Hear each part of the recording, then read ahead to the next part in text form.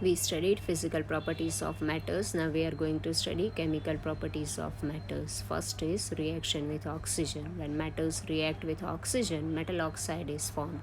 You can write it in the form of equation as metal plus oxygen gives metal oxide. Example is when copper is heated with it combines with oxygen and it forms copper oxide. Cu plus O2 gives CuO. Similarly, when aluminum is heated, it combines with oxygen and forms aluminium oxide.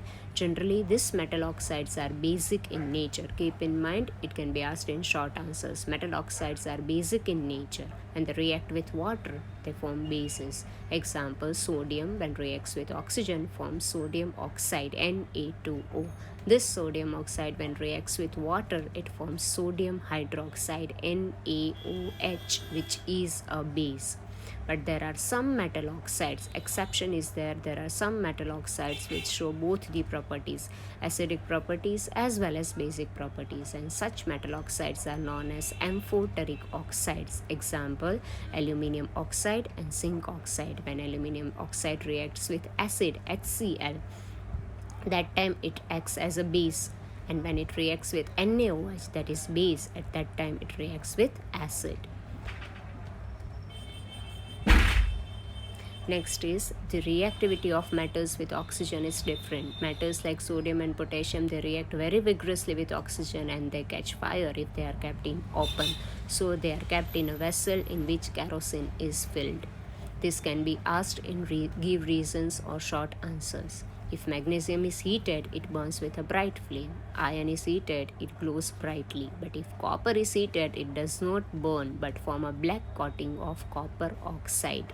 Silver and gold does not react with oxygen even at very high temperature. There are some metals when they react with oxygen, they form a layer of oxide over it to prevent further oxidation, and such metals are known as self-protecting metals. So we can see that different metals react in a different way with oxygen.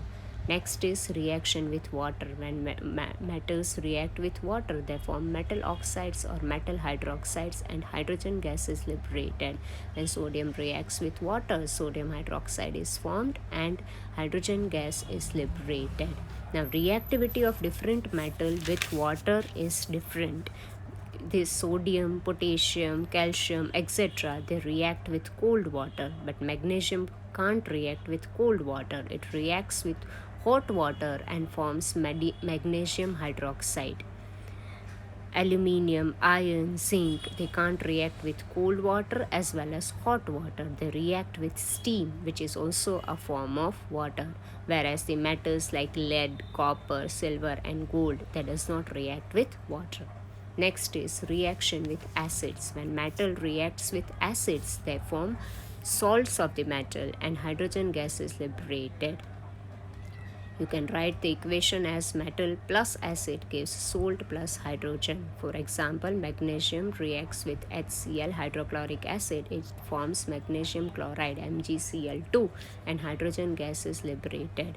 But if these metals are reacting with nitric acid HNO3, hydrogen gas is not liberated because this HNO3 nitric acid is a strong oxidizing agent. It produces oxides of nitrogen when it reacts with metal.